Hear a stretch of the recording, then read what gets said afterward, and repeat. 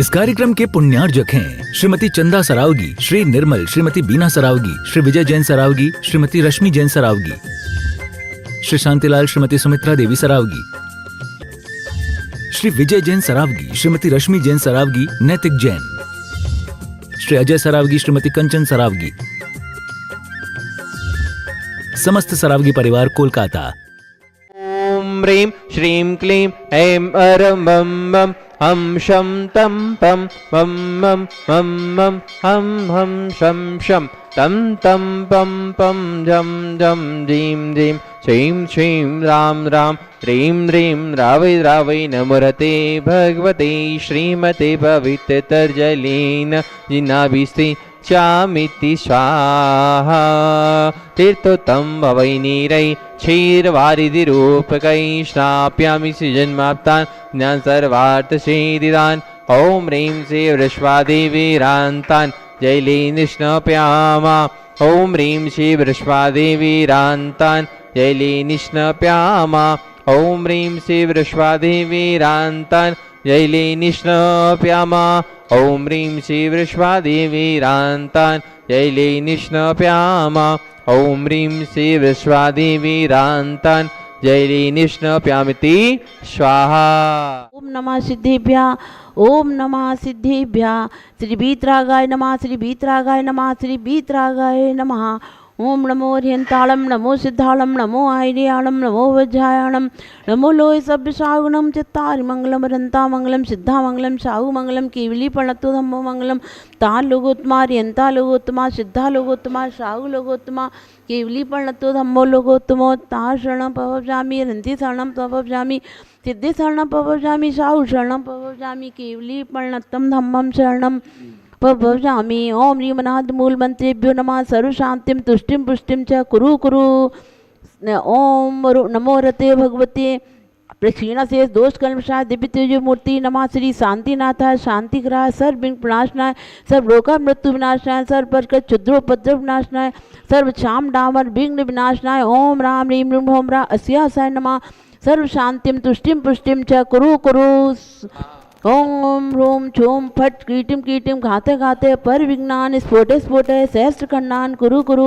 पर मुद्राम छिंद छिंद पर मंत्रान बिंद बिंद छा छाम छा वाह वाह होम फट सर्व शांतिम कुरु कुरु। स्वाहा बोलो स्वाहा। ओम ह्रीं श्रीं क्लीं अरहम अस्यासाय अनाहत विद्याय नमोद्यंताणं ह्रौं सर्व शांतिम कुरु कुरु। स्वाहा। ओम ह्रां श्रीं ह्रीं आ ह्रूं ऊ ह्रौं स्वाहा जगता पद्मनाशनाय ह्रीं शांतिनाथाय नमः। सर्व शांतिम कुरु कुरु स्वाहा। ओम ह्रीं शांतिनाथाय अशोक तरु सत्प्रातिहारी मंडिताय अशोक तरु सत्प्रातिहारी शोभन पदप्रदाय हम रमलू बीजाय सर्वोपद शांति कराय नमः।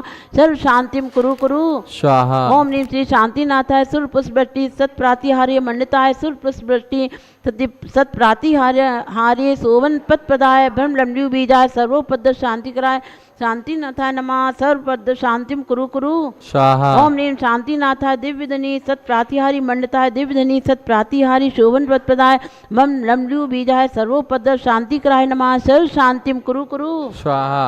ओम ह्रीं शांतिनाथाय चामलोत्तन सत्प्रातिहारी मंडिताय चामलोत्तन सत्प्रातिहारी शोभन पद प्रदाय रम लमलू बीजाय सर्वोपद शांति कराय नमः। सर्व शांतिम कुरु कुरु स्वाहा। ओम ह्रीं श्री शांतिनाथाय सिंहासन सत्प्रातिहारी मंडताय सिंहासन सत्प्रातिहारी शोभन पद प्रदाय लम घम लमलू बीजाय सर्वोपद शांति कराय नमः। सर्व शांतिम कुरु कुरु स्वाहा। ओम ह्रीं शांतिनाथाय भामंडल सत्प्रातिहारी मंडताय भामंडल सत्प्रातिहारी शोभन पद प्रदाय झम लमलू बीजाय सर्वोपद शांति कराय नमः। सर्व शांतिम कुरु कुरु स्वाहा। ओम ह्रीं श्री शांतिनाथाय दुंदुभी सत्प्रातिहारी मंडताय दुंदुभी सत्प्रातिहारी शोभन पद प्रदाय सम लमलू बीजाय सर्वोपद शांति कराय नमः। सर्व शांतिम कुरु कुरु स्वाहा। ओम ह्रीं शांतिनाथाय छत्रत्रय सत्प्रातिहारी मंडताय छत्रत्रय सत्प्रातिहारी शोभन पद प्रदाय खम लमलू बीजाय सर्वोपद शांति कराय नमः। सर्व शांतिम कुरु कुरु स्वाहा। ओम ह्रीं शांतिनाथाय प्रातिहार्याष्ट है सहिताय बीजाष्ट मंडन मंडिताय सर्व विघ्न शांति कराय नमः सर्व शांतिम कुरु कुरु स्वाहा। ओम ह्रीं अरहम नमो जनानम सर्व सर्व शांतिर्भवतु। शांतिर्भवतु। ओम ह्रीं अरहम नमो ओहि जनानम सर्व शांतिर्भवतु। ओम ह्रीं अरहम नमो परमोहि जनानम सर्व शांतिर्भवतु। ओम ह्रीं अरहम नमो सबोसै जनानम सर्व शांतिर्भवतु। ओम ह्रीं अरहम नमो अनंतोहि जनानम सर्व शांतिर्भवतु। ओम ह्रीं अरहम नमो कोट बुद्धिणम सर्व शांतिर्भवतु।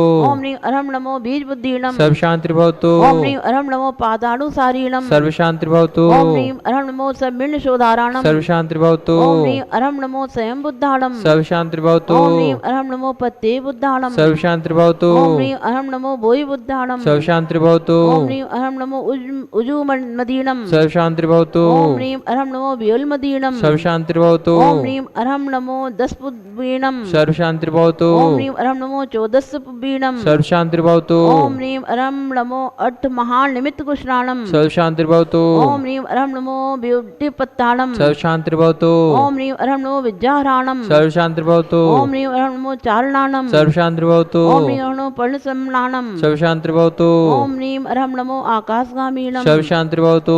ओम ह्रीं अरहम नमो आसी विशालम सर्व शांतिर्भवतु। ओम ह्रीं अरहम नमो दिट्टि विशालम सर्व शांतिर्भवतु। ओम ह्रीं अरहम नमो उग्गतमाणम सर्व शांतिर्भवतु। ओम ह्रीं अरहम नमो दित्ततमाणम सर्व शांतिर्भवतु। ओम ह्रीं अरहम नमो तत्ततमाणम सर्व शांतिर्भवतु। ओम ह्रीं अरहम नमो महातवाणम सर्व शांतिर्भवतु। ओम ह्रीं अरहम नमो घोरतवाणम सर्व शांतिर्भवतु। ओम ह्रीं अरहम नमो घोर परक्रमाणम सर्व शांतिर्भवतु। ओम ह्रीं अरहम नमो घोर गुणाणम सर्व शांतिर्भवतु। ओम ह्रीं अरहम नमो घोर ब्रह्मचारिणम सर्व शांतिर्भवतु। ओम ह्रीं अरहम नमो आमोसहि पत्ताणम सर्व शांतिर्भवतु। ओम ह्रीं अरहम नमो खेलोसहि पत्ताणम सर्व शांतिर्भवतु। ओम ह्रीं अरहम नमो जल्लोसहि पत्ताणम सर्व शांतिर्भवतु। ओम ह्रीं अरहम नमो बिट्ठोसहि पत्ताणम सर्व शांतिर्भवतु। ओम ह्रीं अरहम नमो सब्बोसहि पत्ताणम सर्व शांतिर्भवतु। ओम ह्रीं अरहम नमो मलमणीलम सर्व शांतिर्भवतु। ओम ह्रीं अरहम नमो बचबलीलम सर्व शांतिर्भवतु। ओम ह्रीं अरहम नमो कायवलीलम सर्व शांतिर्भवतु। ओम ह्रीं अरहम नमो क्षीरसवीणम सर्व शांतिर्भवतु। ओम ह्रीं अरहम नमो सप्पीसवीणम सर्व शांतिर्भवतु। ओम ह्रीं अरहम नमो महुसवीणम सर्व शांतिर्भवतु। ओम ह्रीं अरहम नमो अमीयसवीणम सर्व शांतिर्भवतु। ओम ह्रीं अरहम नमो अखील महान साननम सर्व शांतिर्भवतु। ओम ह्रीं अरहम नमो बड्डमानानम सर्व शांतिर्भवतु। ओम ह्रीं अरहम नमो लोय सभ्य सिद्धायदनानम सर्व शांतिर्भवतु। ओम ह्रीं अरहम नमो भयवदो महदी महावीर बड्डमान बुद्धि क्षीणो चेदी सर्व शांतिम भवतु। ओम नमो भयवदो बड्डमानस्य रियसस्य जस्य चक्कम जलंतम गच्छै आयासम पायालम लोयानम भूयानम जुदे वा विवादे वा रणांगने वा थम्बड़े वा मोहिड़े वा सब जीव सत्ताणम अपराजितो भवतु मे रख रख स्वाहा। तव भक्ति प्रसादात लक्ष्मीपुर राजघे पद भ्रष्टोपद्रव दारिद्रोपद्रव सौचक्र परचक्र भवोपद्रव प्रचंड पवनानल जलोद भवोपद्रव साकनी डाकनी भूत पिशाच कृतुपद्रव दुर्भिक्षी व्यापार वृद्धि रहित उपद्रवाणाम विनाशनम भवतु। श्री शांतिरस्तु सदास्तु शिवस्तु सदास्तु जयोस्तु सदास्तु नित्यम आरोग्यमस्तु सदास्तु। अस्माकं शांतिधारा करती नाम समस्त आपका नाम विश्व के समस्त प्राणीगण तुष्टिरस्तु सदास्तु। आज के प्रथम समृद्धिरस्तु आज की कल्याणमस्तु माता जी सुखमस्तु माता जी वृद्धिरस्तु सदास्तु दीर्घायुरस्तु सदास्तु कुल गोत्र धनानी धन धान्य सदास्तु सदास्तु सद्धर्म श्री बलायु आरोग्य ऐश्वर्यादि वृद्धिरस्तु सदास्तु। ओम ह्रीं अरहम नमो संपूर्ण कल्याण मंगल रूप मोक्ष पुरुषार्थश्च भवतु। आज के प्रथम शांतिकर्ता श्री ऋषभ कुमार जी, विजेश जी, राहुल जी, राजेंद्र जी, संजीव जी, कर्तव्य जैन गंज बौसादा से सपरिवार। द्वितीय शांतिकर्ता से प्रमोद जी, सुशीला जी, निखिल जी, दीपा जी, अक्षणा, प्रफुल्ली जैन, इंद्रपुरम गांजियाबाद से सपरिवार। श्री दिलीप कुमार जी, चंद्रकांता जी, दीपांशु, चेतन जी, दीपाली जैन, मानक चौक वाला परिवार सागर से सपरिवार। श्री सुभाष जी, पूनम जैन गुणायतन से, श्री नंदलाल जैन जयपुर से सपरिवार। नित्य शांति आला पूर्णियांजन कोलकाता से, सुमिरमल जी, नर्मदा देवी जी, अजय रिंकू अरविंद मिगी कोसाक लवन्य भव्य तक से चूड़ीवाल परिवार। और जिन वैवाहिक वर्षगांठ के उपलक्ष्य में शांतियाँ कराने का सौभाग्य प्राप्त किया है भिंड से श्री सोनल जी, श्रीमती सोनम जैन शाह परिवार।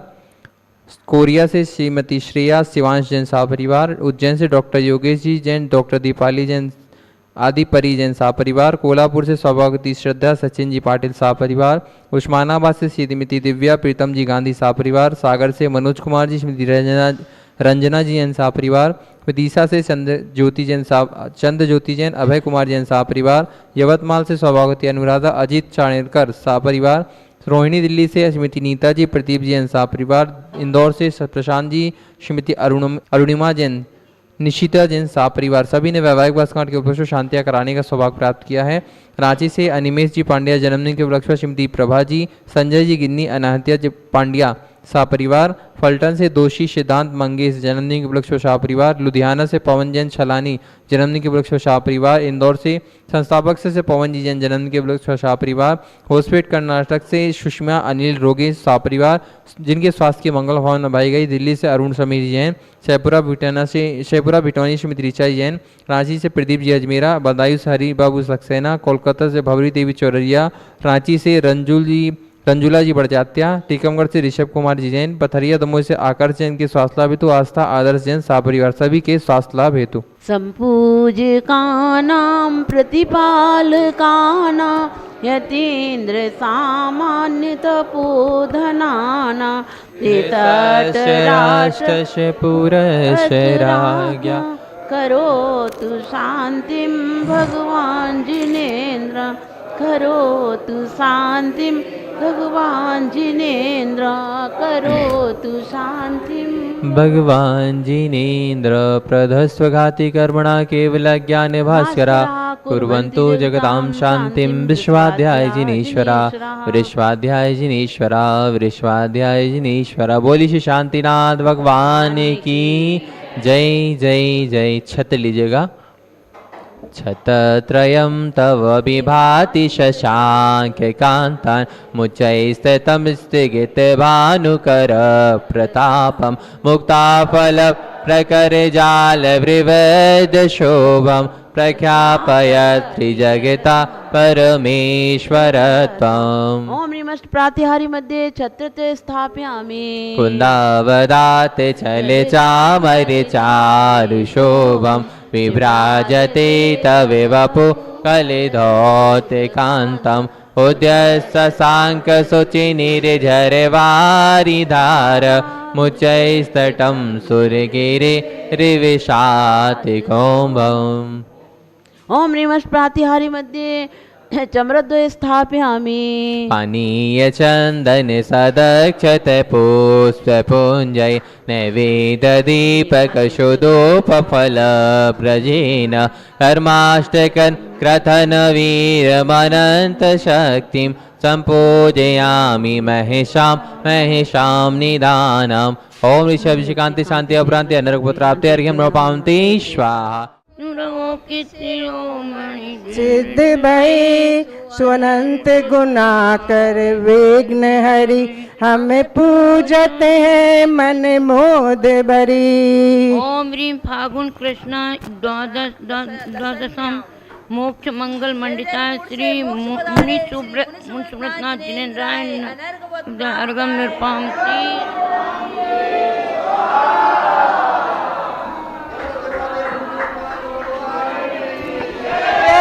जय जय जय जय जय। निर्जर कूट से गए श्री मुनि सुब्रतनाथ भगवान जय जय जय। बोलिए आर्यका संघ की जय जय जय।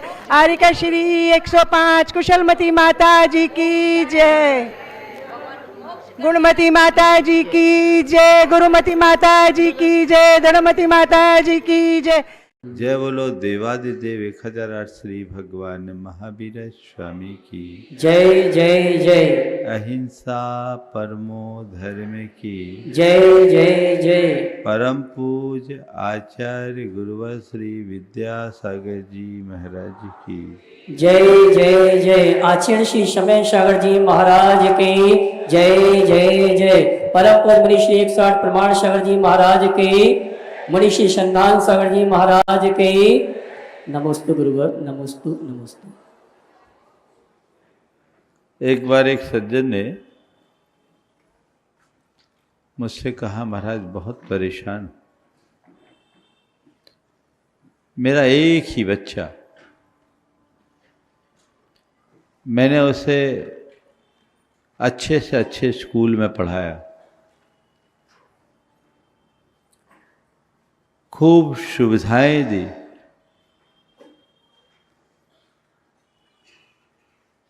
उसे अमेरिका भेज करके पढ़ाया, पढ़ लिख कर आ गया, वो काम तो बहुत अच्छा कर रहा है, पर मेरी बिल्कुल भी नहीं सुनता। मुझे समझ में नहीं आ रहा है कि मुझसे क्या कमी रह गई। मैंने उनसे कहा कि आपने अपने बच्चे को बहुत कुछ दिया है, लेकिन इन सब के साथ जो आपको देना चाहिए था, ऐसा लगता है कि शायद वो दे नहीं पाए। महाराज मैं क्या करूं, मैं जो दे सकता था वो दिया। मैंने कहा तुम जो दे सकते थे वो दिए या नहीं दिए मुझे नहीं मालूम, पर तुम्हें जो देना चाहिए था वो तुमने नहीं दिया, तय है। आप कभी विचार करो, आप अपनी संतान को क्या दे सकते हो, इसका तो आप विचार करते हो, पर अपनी संतान को मुझे क्या देना चाहिए, इसका कभी विचार किया? आप लोग क्या सोचते हो अपने बच्चों के बारे में? अच्छी पढ़ाई, अच्छी नौकरी, अच्छा पैकेज, उसको डिग्री तो मिल जाए, ये तो आप सोचते हो। अच्छा मकान, अच्छा फ्लैट, अच्छा बैंक बैलेंस, अच्छी गाड़ी, अच्छी लग्जरी, सब दे दो, लेकिन उसका जीवन अच्छा बने ये कभी आपने सोचा? आप अच्छी डिग्री दिलाओ या न दिलाओ, अच्छी दृष्टि दिलाने की कोशिश करो।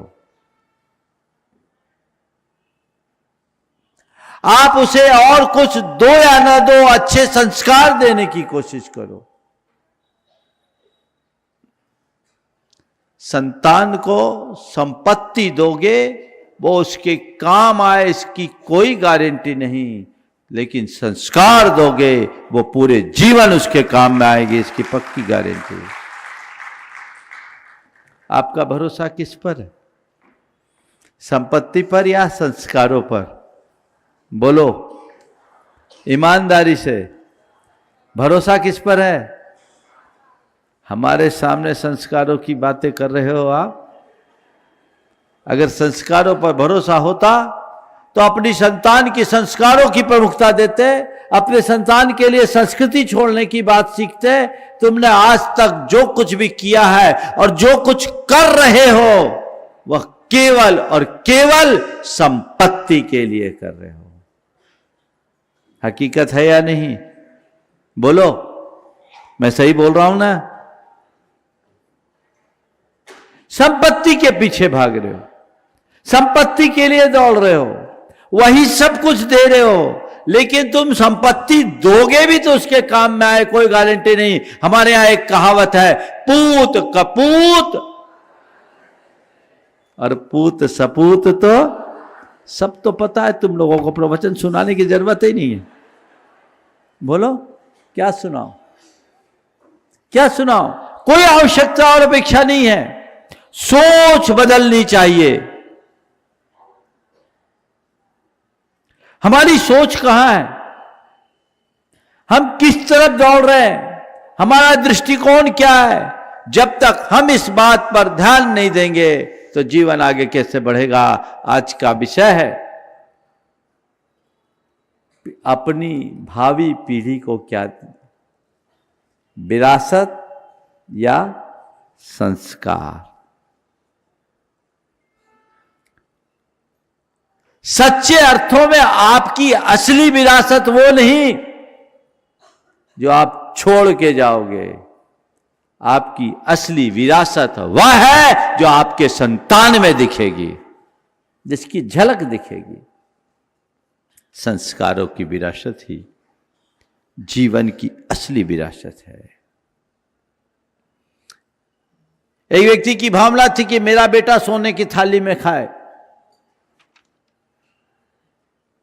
उसके लिए उसने व्यवस्था भी कर दी, सोने की थाली तो दे दिया, पर स्वर्णिम संस्कार नहीं दे पाया। उसका बेटा बिगड़ गया, जुआ सट्टे में लग गया, सारी संपत्ति बर्बाद कर दिया, और एक दिन वो थाली भी बेच दिया। अब क्या हुआ? अब मिट्टी के कटोरे में भीख मांगने को मजबूर हो गया, और क्या होगा? तुम अपनी संतान को सोने की थाली भी दो और संस्कार न दो तो कल भीख मांगना पड़ सकता है, और मिट्टी के कटोरे में खाने वाला भी संस्कारों के बल पर सम्राट बन सकता है। हम अपनी संतान के भाग्य को नहीं बना सकते, हम अपने संतान के भाग्य को नहीं बना सकते, पर हम उतने अपने संस्कारों से इतना समर्थ बना सकते हैं कि चाहे जैसे भाग्य का सामना कर सके। ये तो किया जा सकता है। हम क्या कर रहे हैं? हमारा दृष्टिकोण क्या है? हमें उसकी तरफ हमेशा ध्यान रखना चाहिए। हम संस्कार को प्रमुखता दें, संपत्ति को नहीं। अब सवाल है, संस्कार दे कैसे? संस्कार दे कैसे? प्रायः संस्कारों के नाम पर हम व्यक्ति को कुछ क्रियाएं सिखा देते हैं, कुछ वर्जनाएं थोप देते हैं, कुछ उपदेश सुना देते हैं, और कुछ आदेशों का आरोपण कर देते हैं। संस्कार इससे नहीं आते। सदैव मैं कहता हूं, संस्कार थोपे नहीं जाते, संस्कार जगाए जाते हैं। और आप अपनी संतान को संस्कार देना चाहते हो तो वो आप जो कह करके संस्कार दोगे, वो संस्कार उन पर काम नहीं करेगा। जो आपको देखकर वो सीखेगा, वही संस्कार उनके काम में आएगा।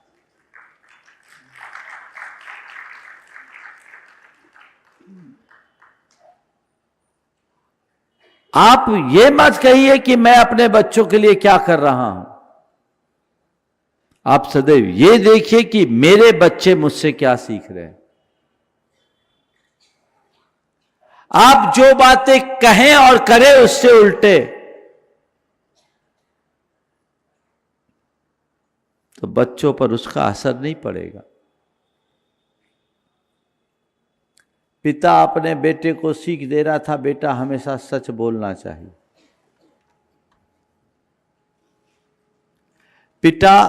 पिता हमेशा अपने बेटे को कहता था, बेटा हमेशा सच बोलना चाहिए, सीख दे रहा था। तभी किसी का कॉल आया, बाप ने अपना फोन बेटे को पकड़ाया और बेटे से कहा, कह दो पापा घर में नहीं है, अब बोलो। बच्चे हमसे वह नहीं सीखते जो हम कहते हैं, बच्चे हमसे वह सीखते हैं जो हम उनके सामने करते हैं, जो हम उनके सामने दोहराते हैं। हमें वो दृष्टिकोण अपने भीतर विकसित करना चाहिए। अपने आचरण से संस्कार दे। अक्सर ये सवाल उठता है, महाराज जी नई पीढ़ी सुनती नहीं है, नई पीढ़ी बात नहीं मानती, आप कर क्या रहे? आप देखिए तो उनके लिए कर क्या रहे? मैं अक्सर कहता हूं,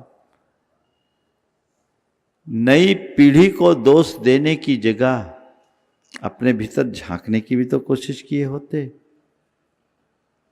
हमने उनकी परवरिश कैसी की? हमारे खुद का दृष्टिकोण क्या है? हमारी प्राथमिकताएं क्या है? जब तक इन बातों पर हम गंभीरता से विचार नहीं करेंगे, हम सामने वाले से अपेक्षाएं तो बहुत रखते हैं, लेकिन खुद करते क्या है? मम्मी कह रही है बेटा मोबाइल से दूर रहा करो,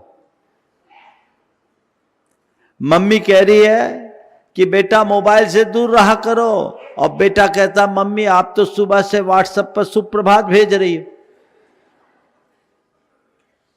तो अब ये क्या होगा? अगर हम खुद अपने आचरण में दोहरापन रखेंगे, संस्कार कभी आगे नहीं बढ़ेंगे। और इसकी जो मूल वजह है वो केवल एक है, वह है हमारी प्राथमिकता। प्राथमिकताएं बदलने से निष्ठा बदल जाती है। अपने मन से पूछो आपकी प्रायोरिटी क्या है? पैसा या पुण्य? बोलो क्या है? थोड़ा जोर से तो बोलो, क्या है? ईमानदारी से बोल रहे हो? ये तो हमें समझाने के लिए कहते हो। पैसा है या पुण्य? फिर से बोलो। सुधर गए? कौन कौन बोल रहे थे कि पुण्य हमारी प्राथमिकता है? थोड़ा हाथ उठाओ। किनकी प्राथमिकता में पुण्य है? एक काम कर लो, पुण्य तुम्हारी प्राथमिकता में है तो अपना सारा पैसा यहां लेके लाके रख दो, सब पुण्य हो जाएगा। और बताऊं, पैसे को पुण्य में बदलने की टेक्निक भी है मेरे पास। बदलना चाहते हो? पैसा पुण्य में बदलता है। आप बदलना चाहते हो? देखो कैसे। पैसा आपके जेब में है। पैसे को हम क्या बोलते हैं? पैसे को क्या बोलते हैं? परिग्रह ना? क्या बोलते हैं? थोड़ा जोर से बोलो, इतने तो पढ़े लिखो। पैसा क्या है? परिग्रह क्या है? बोलो। पैसा क्या है और परिग्रह क्या है? पाप। तो तुम्हारे जेब में क्या रखा है? क्या रखा है? और उस जेब के रुपये की निकाल करके मंदिर के गुल्लक में डालोगे तो क्या होगा? दान। जेब से निकाल करके मंदिर के गुल्लक में डालोगे या किसी के कल्याण के लिए दोगे तो वो क्या होगा? और दान क्या है? क्या है? क्या है? तो पाप को पुण्य में बदलने की टेक्निक समझ में आ गई कि नहीं आई? बोलो तो जोर से। इतनी बढ़िया टेक्नोलॉजी दे दी तुम्हें, बदल लो सारा पाप पुण्य में। एक कमांड में पाप पुण्य में बदल सकता है। तैयार? तो बोलती बंद हो गई तुम्हारी। हमारी प्रायोरिटी पुण्य है।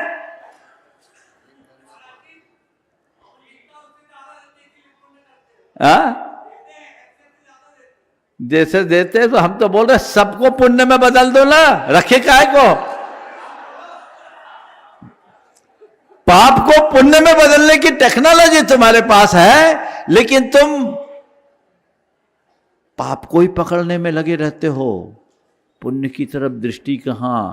और सच्ची बात बताऊं, तुम तो यही कहोगे महाराज पैसा तो दिखता है, पुण्य दिखाई कहां पड़ता है। मुश्किल यही है। इसने हमारी निष्ठा बदल दी, हमारी कथनी और करनी में परिवर्तन आ गया। हम कहते कुछ और है, करते कुछ और है। बातें आदर्श की करते हैं और आचरण बड़ा ओछा रखते हैं। ऊंची बातों से काम नहीं बनता, अच्छे आचरण से जीवन ऊंचा उठता है। हम अपनी पीढ़ियों को क्या दे रहे हैं विरासत में, हमें यह देखना है। हमने अगर संपत्ति को प्रमुखता दी है तो हमारी संतान भी संपत्ति को ही प्रमुखता देगी। हमने यदि सुविधाओं को प्रमुखता दी है तो हमारी संतान भी सुविधाओं को ही प्रमुखता देगी। हमने हमारे व्यवहार और आचरण में संस्कार होंगे तो उसकी झलक हमारी संतान पर सुनिश्चित रूप से पड़ेंगे। हम क्या कर रहे हैं? सुविधाओं का तो हम बार लगा रहे, हम खूब सुविधाएं दे रहे हैं, लेकिन अपने बच्चों में सही समझ कहाँ दे पा रहे, उनको समय कितना दे पा रहे, बोलो। आज के समय में लग्जरी बहुत बढ़ गई कि नहीं बढ़ गई? संतान को खूब मजबूत बना रहे आप। मजबूत बना रहे कि कमजोर बना रहे? थोड़ी देर के लिए विचार करो, जब मैं बच्चा था तो मेरी क्या स्थिति थी, आज मेरी संतान है और मैं एक पिता हूं, मेरी क्या स्थिति।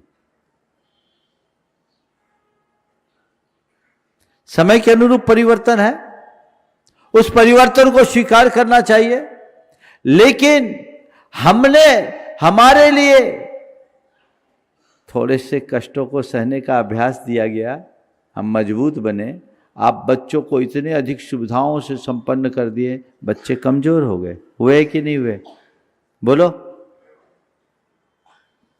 और सबसे बड़ी कमी यदि आज के समय में है तो वो समय की कमी है ना? आप कुछ करो, आपके पास समय नहीं। दादा दादी तो अब घर में बचे ही नहीं है, पिताजी अपने दफ्तरों में व्यस्त हैं, और माँ यदि घर में है तो किटी पार्टियों में मशगूल है, और थोड़ा बहुत समय बचा तो सोशल मीडिया में एक्टिव है। समय कहाँ है? समय कहाँ है? संस्कार कहाँ दे पाएंगे? संस्कार यदि आप अपनी संतान को देना चाहते हैं तो समय देना शुरू कीजिए। समय दे करके ही आप संस्कार दे सकते हैं। सब बिजी। बेटा पढ़ रहा था, उसका एक क्वेश्चन सॉल्व नहीं हो रहा था, वो मम्मी से बोलता, माँ ये बताओ ना ये कैसे करे इसको। बेटा ठहर जा, एक जरूरी मैसेज पे पोस्ट कर देने दे पहले। वो व्हाट्सएप में लगी। कहां जाएंगे आप, बोलो? ये है कि नहीं आपके साथ? आज कहते हैं हमारा बच्चा मोबाइल नहीं छोड़ता। उसमें बच्चे का दोष है कि उसके माँ बाप का दोष है? वो दिन याद करो जब बच्चा रो रहा था, आपने उसको मोबाइल पकड़ा दिया। मोबाइल पकड़ा दिया, अब बच्चों के लिए तो श्रेष्ठ खिलौना हो गया, अब स्क्रीन में उलझ गया। कौन दोषी, बोलो? बच्चों को अगर संस्कार देना चाहते हो तो उसके लिए हमें खुद को तैयार करना पड़ेगा। मेरे संपर्क में एक सज्जन है जो भारत से बाहर रहते, अभी सिंगापुर में रहते हैं, एक दंपति। देखो उन्होंने कितना उत्कृष्ट काम किया। उनका बच्चा 5 साल का बच्चा था, मेरे पास माँ बाप के साथ दर्शन के लिए आए, बहुत धार्मिक और संस्कारी। इसी बीच एक दूसरा बच्चा जो उतना ही 5-6 साल का था, वो अपनी माँ से मोबाइल मांग रहा था, मोबाइल के लिए रो रहा था।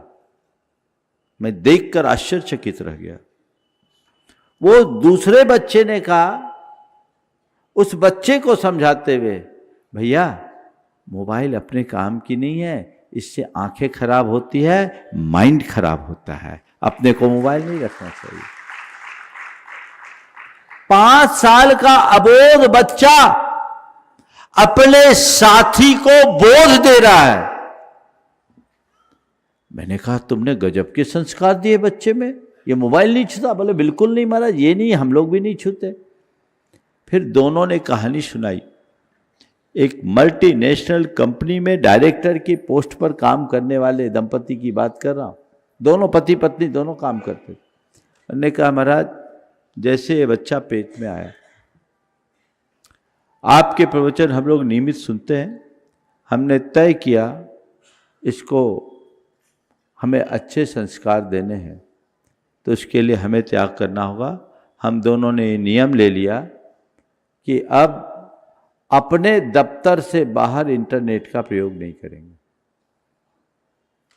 दफ्तर से बाहर इंटरनेट का प्रयोग नहीं करेंगे। महाराज जी, हम लोग ऑफिस तक में इंटरनेट का यूज करते हैं, घर में बेसिक फ़ोन से काम चलाते हैं, और बाहर कहीं जाना हो तो ये नोकिया 1000 दिखाया उनने, जिसमें कोई इंटरनेट नहीं, स्मार्टफोन नहीं, इससे काम करते हैं। महाराज जी, हमारा बेसिक काम हो जाता है। हमने तब से ये काम किया महाराज, बच्चा 5 साल का हो गया, हम आज सिंगापुर में रह रहे हैं, लेकिन बेसिक फ़ोन से काम कर रहे हैं। नोकिया 1000 है, ये फ़ोन हमारे लिए काम का है, बाकी चीज़ों से मतलब नहीं। और महाराज जी, हमने पाया इसके बहुत फायदे। एक तो हमारा टाइम वेस्ट नहीं होता, मन में अनपेक्षित विचार नहीं आते, अपने काम में एकाग्रता होती है, और हम लोग एक दूसरे को भरपूर समय दे पाते हैं। तालियां तो बजा दी, बोलो तुम अपनाओगे।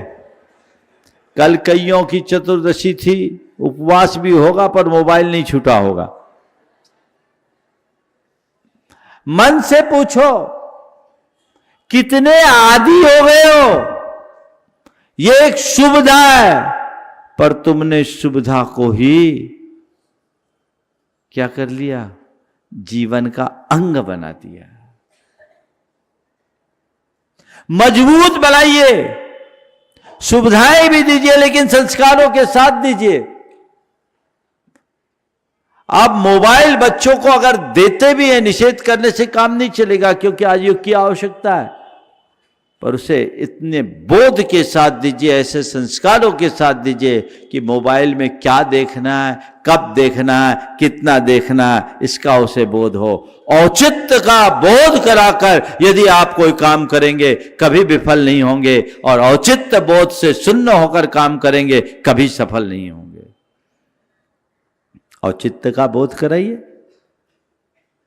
आप कर सकते हैं, लेकिन सामने वाले को ना करो और खुद वही काम करो। बाप सिगरेट पी रहा था और बेटे को व्यसन मुक्ति का उपदेश दे रहा था, उससे क्या कहेंगे, बोलो। खुद तो सिगरेट पिए और सामने वाले से व्यसन मुक्ति की बात करे, कतई उचित नहीं होगा। हम संस्कार कहां दे पाते हैं, बात तो वहीं अटक जाती है। धर्म की भी बात जब आती है, हम लोग धर्म करते हो, चाहते हैं हमारे बच्चे धर्म करे, धार्मिक बने, सब चाहते, लेकिन एक जमाना था जब हमें जो कह दिया जाता था हम वही करते थे। हमारी आपकी पीढ़ी आदेश का पालन करती थी।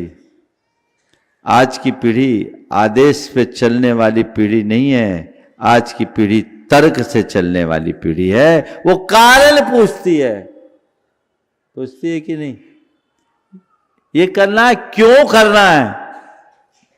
हम आपने आज्ञा मान के स्वीकार लिया, उसका असर हमारे जीवन में पड़ा, अच्छा भी पड़ा, बुरा भी पड़ा, जो पड़ा सो पड़ा, वो चल गया, हमने अपना लिया। हमारे माँ बाप ने हमें धार्मिक बनाना चाहा, हमारे अंदर धार्मिकता प्रकट हो गई।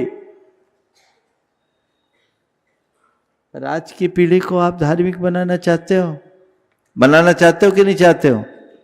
चाहते हो तो क्या करो, धर्म को थोपो मत, उसको तार्किक तरीके से प्रकट कर उसकी प्रासंगिकता को स्थापित करो। बच्चों के दिल दिमाग में बिठाओ कि धर्म के बिना जीवन में कुछ अच्छा है ही नहीं।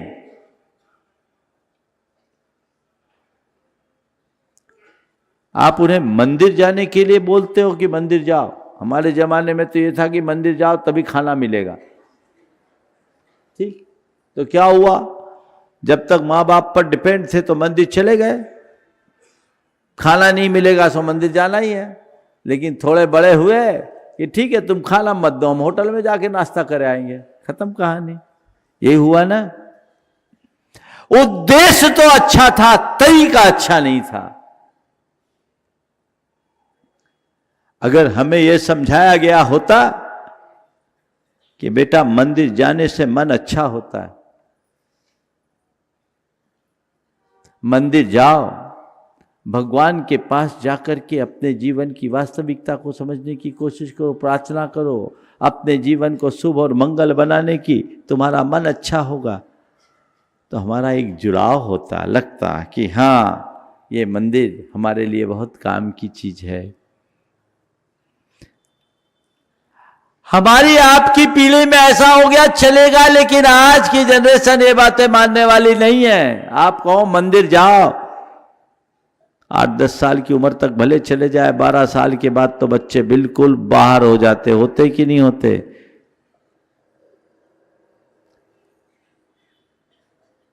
2 साल तक का बच्चा माँ बाप का होता है, उससे बड़े होने के बाद वो बच्चा खिलौनों का हो जाता है, खेल खिलौनों में ही मशगूल हो जाता है, और फिर 12 साल से ऊपर होते ही वो अपने दोस्तों का बन जाता है, और 16-18 साल का होता है तो फिर किसी और का हो जाता है।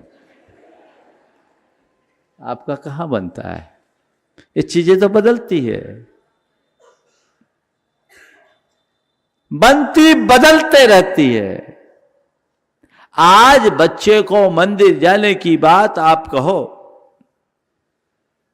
तो बच्चे से ये कहो कि बेटे मंदिर जाने से हमारा मन रिचार्ज होता है, भगवान के चरणों में जाने से हमारी चेतना में ऊर्जा और उमंग भरती है।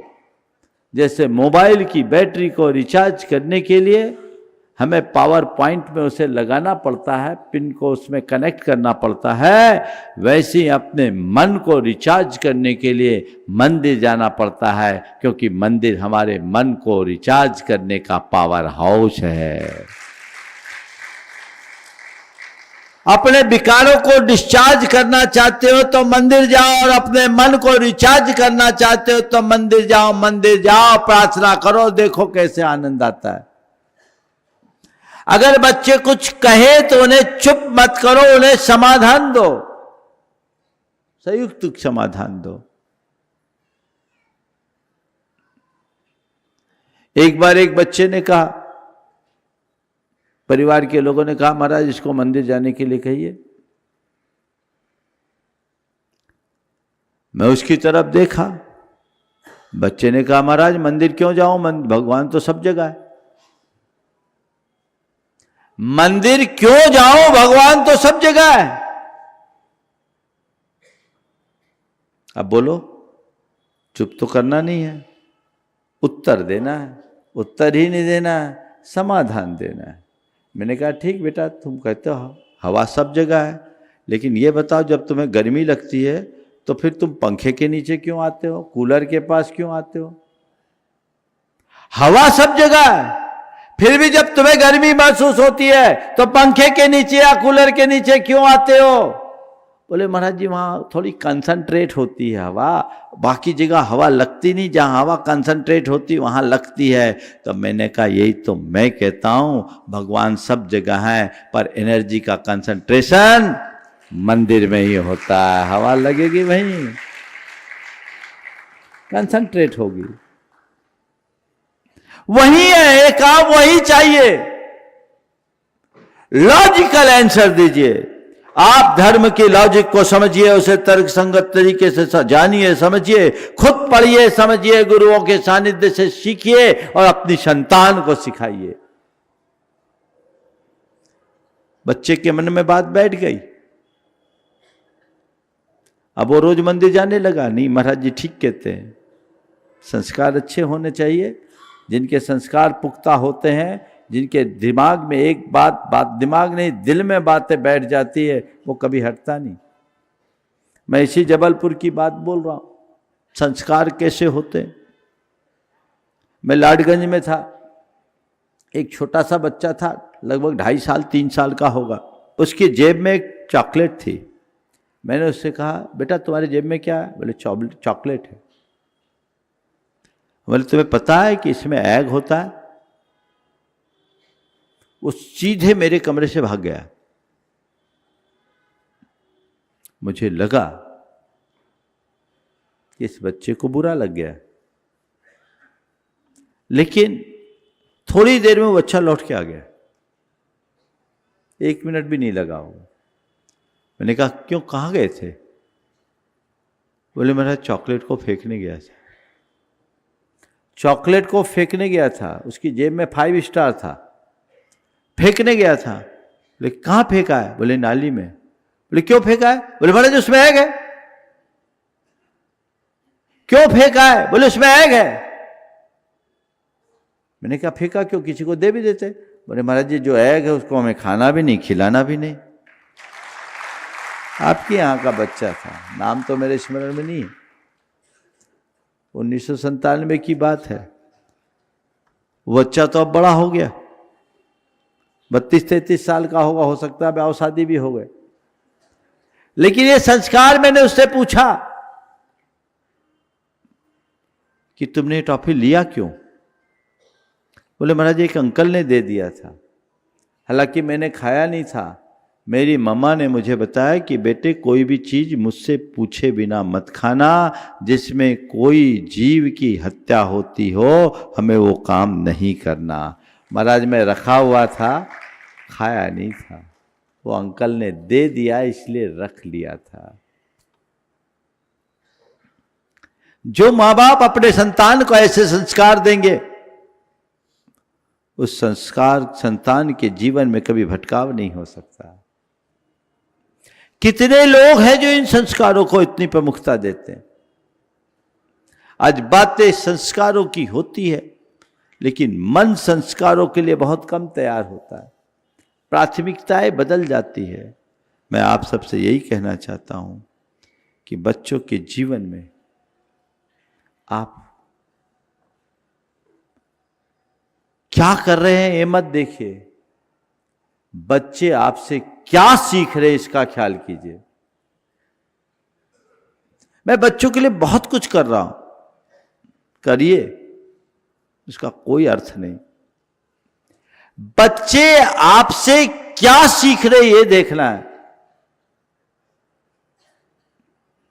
संस्कार अंतरंग में हो तो जीवन आगे बढ़ता है, अन्यथा सब कुछ नष्ट भ्रष्ट हो सकता है।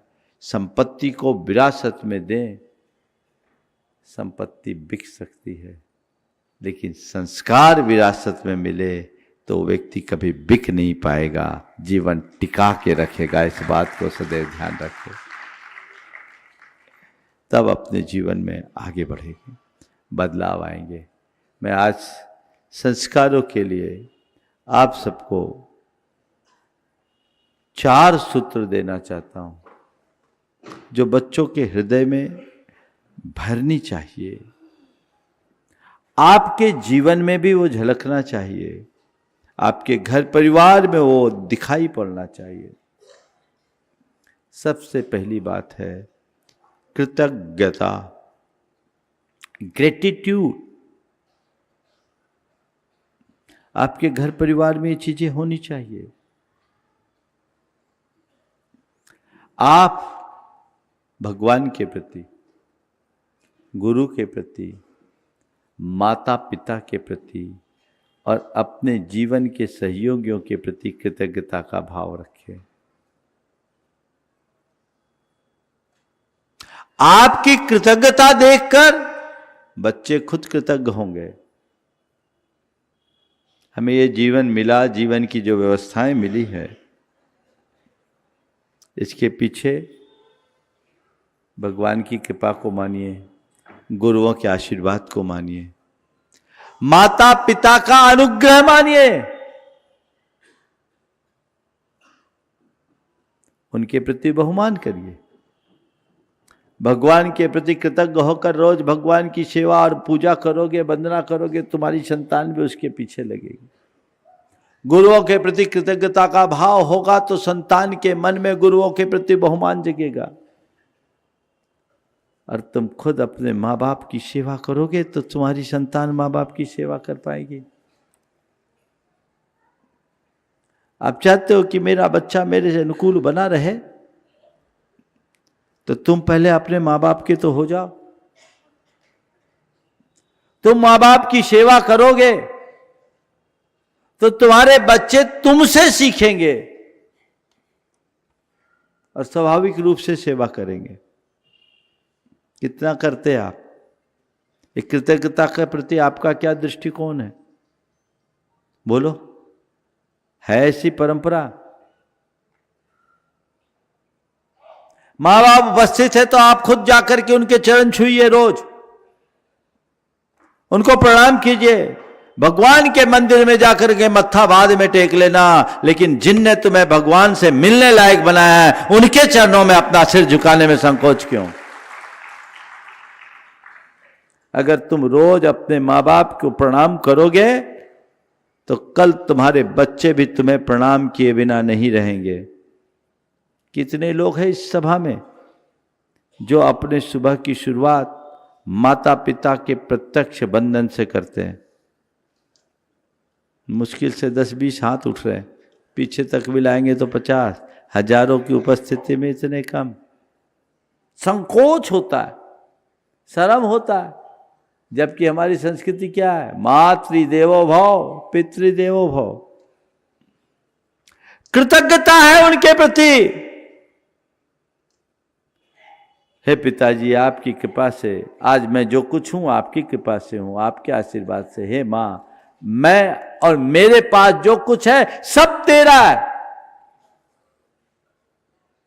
मेरे एक संपर्क में एक सज्जन है, अरबपति आदमी, हीरो के व्यवसायी है, भारत से बाहर रहते हैं। वो हमेशा कहते हैं कि मेरे पास मेरा कुछ नहीं है, ये शरीर मेरे माँ बाप का दिया हुआ है, ये शरीर मेरे माँ बाप का दिया हुआ है। मेरे पास संपत्ति है, वो भी माता पिता से जो पुण्य के संस्कार मिले उसका फल है। मेरा क्या है? मेरा तो कुछ भी नहीं है। इसलिए मैं अपनी सारी संपत्ति को अपनी न मानकर अपने माँ बाप की ही मानता हूं कि वो नहीं होते तो मेरा क्या होता। और वो जब भी आते, भारत आते हैं, तो माँ के चरणों में अपना शीश झुकाते कि माँ, तूने मुझे इस लायक बनाया, बस तेरा आशीर्वाद मुझ पर ऐसे ही फलता रहे। आजकल बच्चा थोड़ा कमाने लायक हो जाता है, माँ बाप को भूल जाता है। बोलो, कहते हैं ना कि बच्चों को आप पढ़ा लिखा कर इतना लायक बना देते हो कि वो आपको ही नालायक मानने लगता है, कोई काम के नहीं। बोलो, ऐसा क्यों? आप उनको ऐसी प्रेरणा दो। पीढ़ियां वही दोहराती है जो आप उन्हें सिखाते हो। ग्रेटिट्यूड की भावना माँ बाप की अगर है इस धरती पर तो प्रत्यक्ष उनका बंधन करो, उनको प्रणाम करो, उनके प्रति कृतज्ञता का भाव ज्ञापित करो। और यदि उनकी प्रत्यक्ष सन्निधि नहीं है तो भी परोक्ष में उनको रोज रोज धन्यवाद दो कि मैं आपकी ही कृपा से इस जीवन में जो कुछ पाया हूं वो आपकी कृपा के प्रसाद से। आज से शुरुआत करके देखिए, देखिए कितना बदलाव आता, आपके घर का वातावरण बदलेगा। ये आप कर सकते हैं कि नहीं कर सकते? माता पिता के प्रति, गुरु के प्रति, भगवान के प्रति कृतज्ञता का भाव सबके अंदर होना चाहिए, जिससे जीवन में आगे बढ़ा जा सके और जीवन अच्छा बन सके। दूसरी बात, सहनशीलता का पाठ पढ़ाए। आज बच्चों में सहनशीलता की कमी होते जा रही।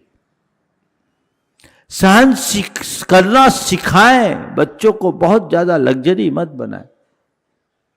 उन्हें आप शुरू से सिखाएं कि हमें स्ट्रांग बनना है। मेरे संपर्क में एक सज्जन है जिनके पास आडी कार है, BMW कार है। आज से 20 साल पुरानी बात कर रहा हूं। आडी और BMW कार मेंटेन करने वाला व्यक्ति अपने बच्चे को पैदल आकर बस पे, स्कूल की बस पे छोड़ने आता था। नॉन AC बस में वो अपने बच्चे को भेजता और नॉन एसी स्कूल में अपने बच्चे को पढ़ाया। उससे किसी ने पूछा कि तुम्हारे पास सारी सुविधाएं हैं, फिर बच्चों के साथ ऐसा क्यों करते हो? उन्होंने जो बात कही वो ध्यान देने योग्य है। उन्होंने कहा कि मेरे पिता के पास इतना पैसा नहीं था कि वे मुझे बहुत ज़्यादा सुविधाएं दे सके। मैं म्यूनिसिपैलिटी की साधारण सरकारी स्कूल में पढ़ा, घर से बोरी फट्टी लेके जाता था, मैं वहां पढ़ा। मेरे पिता के पास पैसे नहीं थे, आज मेरे पास पैसे हैं, पर कोई जरूरी नहीं कि कल मेरे बच्चे के पास पैसे हों। मैं तो बोरी फट्टी में बैठकर कष्टों का सामना करके बढ़ गया तो मजबूत हो गया, आज मुझे कोई कठिनाई नहीं। पर मैं नहीं चाहता कि कल कहीं समय पलटा खाए और मेरा बेटा कमजोर पड़ जाए, इसलिए मैं उसने बेटे को स्ट्रांग बनाना चाहता हूं। है ऐसी दृष्टि तुम्हारे अंदर? सब प्रकार की भौतिक और मानसिक परिस्थितियों को सहन करने की शक्ति विकसित करो। आजकल तो आप लोग थोड़ी थोड़ी बातों में पीछे पड़ जाते हो, बच्चे कमजोर हो जाते हैं। गुरुदेव हमेशा कहते थे, गमले का पौधा मत बनो, जंगल का बरगद बनो। गमले का पौधा मत बनो, जंगल का बरगद बनो।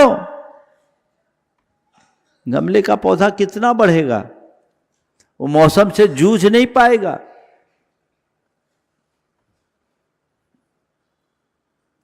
बरगद बनने के लिए खुले आसमान के नीचे आना पड़ता है, हवा पानी को झेलना पड़ता है, आंधी तूफान को उसका सामना करना पड़ता है। मेरे संपर्क में एक सज्जन है मुंबई में, उन्होंने अपना घर बनाया और घर बनाने के बाद उस घर में थोड़ा सा स्थान खुला छोड़ा, ओपन टू स्काई, बॉम्बे जैसी जगह में, वहां मिट्टी डाला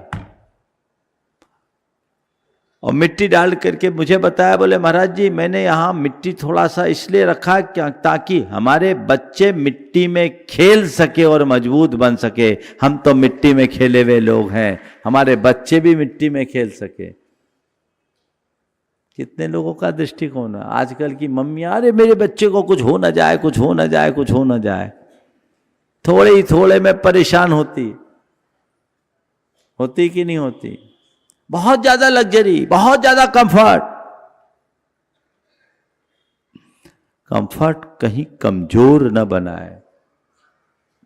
हर मनुष्य को कठिनाइयों का सामना करना चाहिए। अगर आप कठिनाइयों का सामना करेंगे तभी मजबूत बनेंगे। कठिन समय मजबूत मनुष्य को जन्म देता है।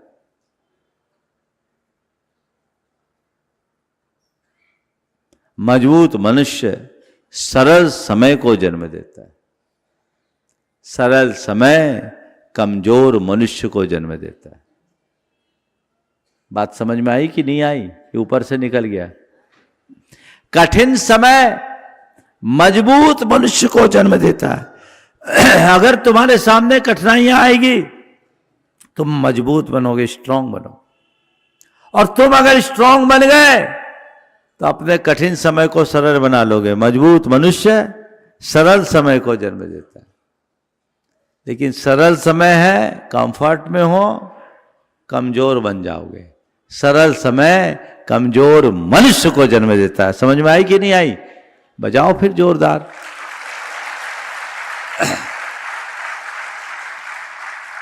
हो तो ये दृष्टिकोण अपने अंदर विकसित करना चाहिए। जब ऐसा दृष्टिकोण हम विकसित करेंगे तभी अपने जीवन में कुछ अच्छा कर पाएंगे। तीसरी बात, करुणा और संवेदना का भाव जगाइए। बच्चों के हृदय में ये बात बिठाइए कि सबकी आत्मा एक समान है। जियो और जीने दो का भाव क्या है? मेरी आत्मा और अन्य प्राणियों की आत्मा में अंतर क्या है? हम किसी भी जीव का घात न करें। किसी जीव के प्राणों का महत्व क्या है? जैसे मेरे प्राण है वैसे औरों के प्राण हैं। तार्किक और मनोवैज्ञानिक तरीके से बच्चों के मन मस्तिष्क में ये बातें अंकित करें, जिससे कि उनका हृदय संवेदनशील बने। संवेदना व्यक्ति को करुणाशील बनाती है, उससे उसका हृदय दया से भींगता है, वो अहिंसा के पथ पर चलने में समर्थ होता है। आज के दौर में ये संवेदनाएं खत्म होते जा रही, जिसे आपको कूट कूट कर भरने की आवश्यकता है। वो उनके अंतरंग में भरे, जीवन मजबूत होगा। और चौथी बात, बच्चों को अपनी जड़ों से जोड़े रखें, जड़ों को मजबूत करें। उन्हें बताएं मेरा धर्म क्या है, मेरे कुल का गौरव क्या है, मेरे जीवन की मर्यादाएं क्या है, मेरी समाज की गरिमा किसमें है और मेरे राष्ट्र का महत्व क्या है, मेरी संस्कृति का मूल्य क्या है। ये बातें उनके मन मस्तिष्क में गहराई से बिठा दीजिए। ऐसी पीढ़ी कभी विमुख नहीं होगी, उसका भविष्य हमेशा उज्जवल होगा, वो जीवन को आगे बढ़ाने में समर्थ होगा। हमें ये बातें कूट कूट करके भरनी चाहिए। उनसे कहो बेटा धर्म से बिल्कुल दूर मत होना। चक्रवर्ती जैसे वैभवशाली राजा महाराजा भी सब कुछ होने के बाद भी धर्म से जुड़े रहते हैं।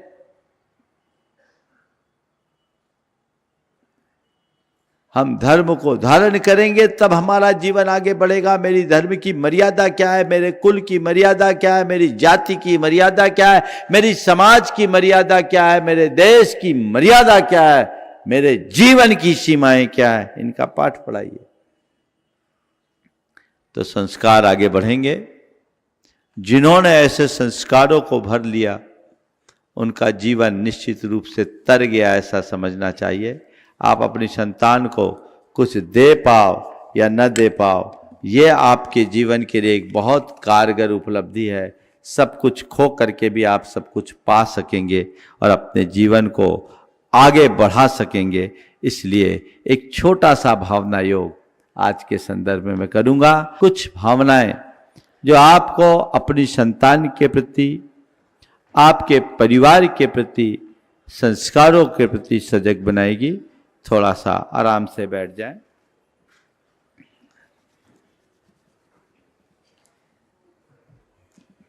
सहज भाव से श्वास ले और श्वास छोड़े।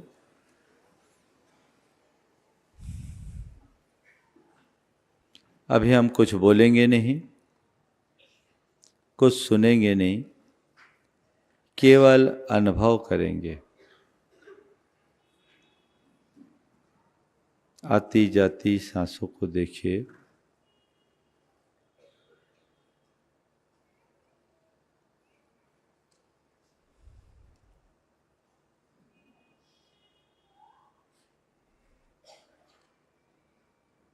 सांस आ रही है, जा रही है। अपने हृदय में चलते हुए दीप को देखें। एक ऐसा दीप जो संस्कारों का दीप है। इसका प्रकाश सर्वत्र फैल रहा है। मेरे हृदय में संस्कार का दीप प्रज्वलित हुआ है और इसका प्रकाश सब ओर फैल रहा है। अपने हृदय में जलते हुए इस दीप को देखें, उसके प्रति, उसके प्रकाश को फैलता हुआ महसूस करें। संस्कार की ज्योति सब ओर फैल रही है। संस्कारों के प्रकाश से मेरा संपूर्ण जीवन आलोकित हो रहा है। और अब अपनी भावी पीढ़ी के प्रति हम मंगल भावना कर रहे हैं। हमारी आने वाली पीढ़ी भय मुक्त रहे, वो भय मुक्त हो, वे मूल्य निष्ठ हों। आने वाली पीढ़ी भय मुक्त हो, मूल्य निष्ठ हो, वे सफल ही नहीं संवेदनशील भी हो। आने वाली पीढ़ी भय मुक्त हो, मूल्य निष्ठ हो, वे सफल ही नहीं संवेदनशील भी हो। मेरे संस्कार उनका पथ आलोकित करे, मेरे संस्कार उनका पथ आलोकित करे, ऐसा महसूस करे।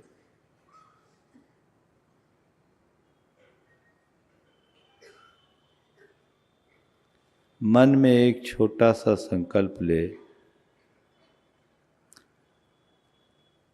आज से मैं कहने से पहले जी कर दिखाऊंगा। आज से मैं कहने से पहले जी कर दिखाऊंगा। मैं संस्कार शब्दों से नहीं, अपने आचरण से दूंगा। मैं संस्कार शब्दों से नहीं, अपने आचरण से दूंगा।